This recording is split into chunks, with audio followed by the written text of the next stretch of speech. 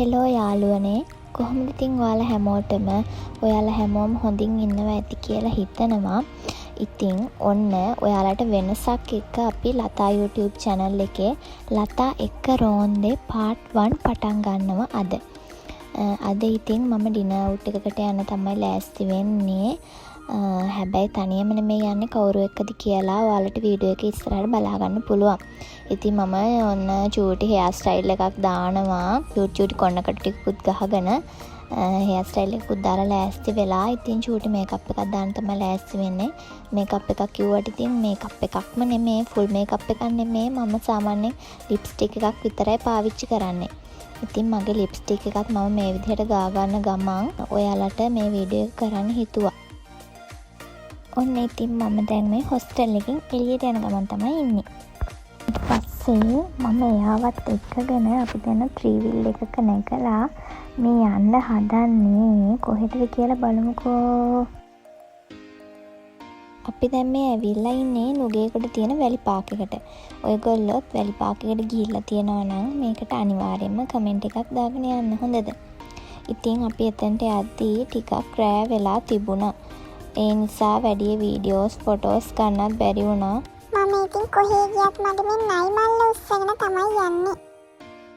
ඇත්තටම මෙතන ගොඩක් ලස්සන තැනක්. ඔයගොල්ලොත් ගිහිලා නැත්නම් අනිවාර්යයෙන්ම ගිහිල්ලා බලන්න වැලි පාක් එකට.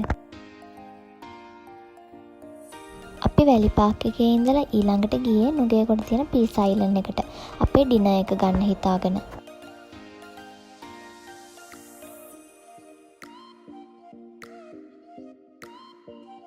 ඔන්න ඔයාලම බලන්නකෝ මේක මොන වගේ තැනක්ද කියලා. ඇත්තටම මේක මාරම ලස්සන තැනක්. මම හිතුවේවත් නෑ මේක මෙච්චර ලස්සනට ඇති කියලා. අපි දැන් අපේ ඩිනර් එක ගන්න යන්න හදන්නේ මේකේ තියෙන උඩ තට්ටුවට. උඩ තට්ටුවත් මේ වගේම ගොඩක් ලස්සනයි. මේ බලන්නකෝ මම කිව්වේ බොරුද කියලා. හිතා ගන්නවත් බෑ මට නම් මේ තැන ගැන. ඒගොල්ලෝ හැම ටේබල් එකකටම ෆ්ලවර් වස් තියලා ඇරේන්ජ් කරලා තිබුණා. සෝස් බොටල් එකකුත් හැම ටේබල් එකේම තිබුණා. හරිම ලස්සනයි. අපි දෙන්න මේකේ තියෙන මෙනු එක පොඩ්ඩක් බැලුවා.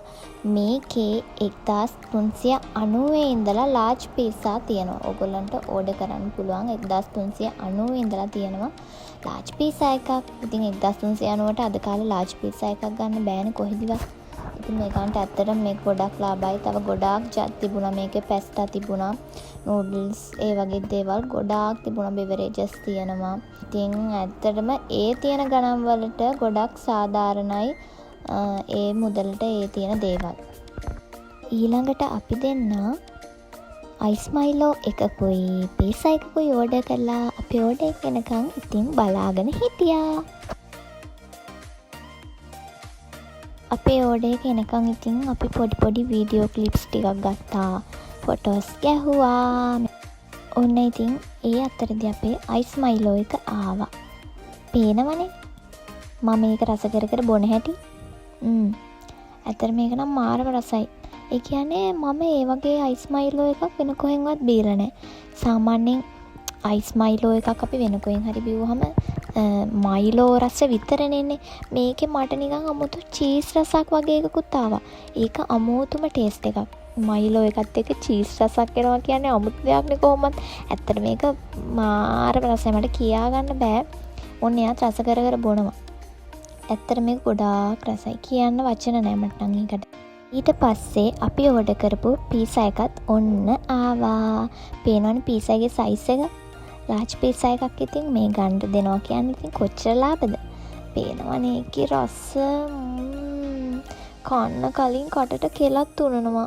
ඒකේ රස දැක්කහම ඔන්න ඉතින් මල පෙරේත මම මුලින්ම කෑල්ලක් බෙදාගෙන එයාටත් ඉතින් කෑල්ලක් බෙදලා දුන්නා.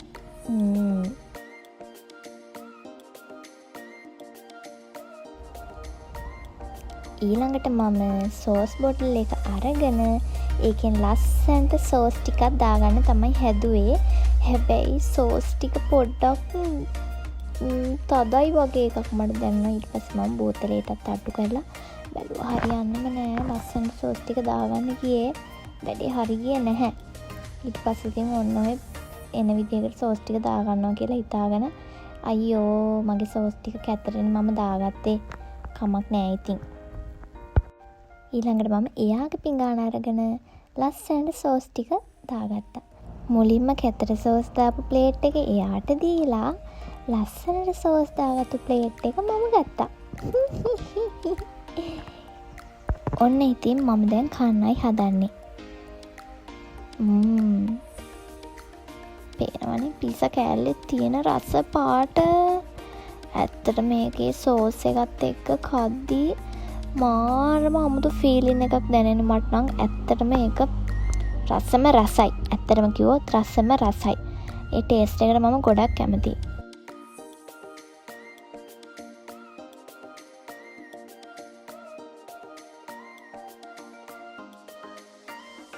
පේනවනේ ඉතින් මේ අතේක රස කර කර කන හැටි. ඇත්තම කිව්වොත් කටින් කටට චිකන් කෑලි හැපෙනවා. ඒ තරම්ම ක්වොලිටි එකට පීසා එක තිබුණා. කියන්න වචන නෑ. ඇත්තටම ගොඩාක් හොඳයි මේ පීසා එක. පේනවනේ මගේ මල පෙරේතකමට කොච්චර කෑවත් මදි. අනේ එපා කී බොරුවට එපා කී කන ලස්සන මේ කෙල්ල.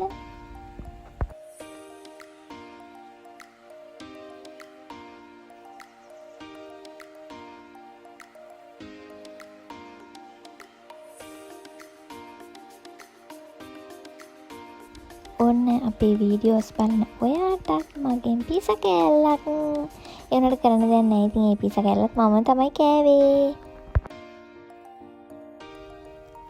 කොහොම හරි අයිස් මයිලෝ එකක් බීලා පීසා එකත් කෑවා. ඉතින් ඉවර වෙනකම්ම තව කෑලි 2යි තියෙන්නේ. ඒ දෙකත් ඉතින් කොහොම හරි අදින්නම වෙනවා.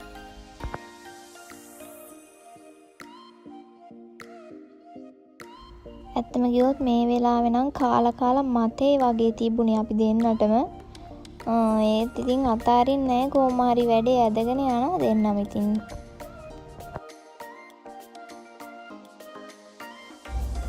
පේනවනේ වැනි යන ලස්සන වෙරිකාරයා වගේ. අනේ ඉතින්.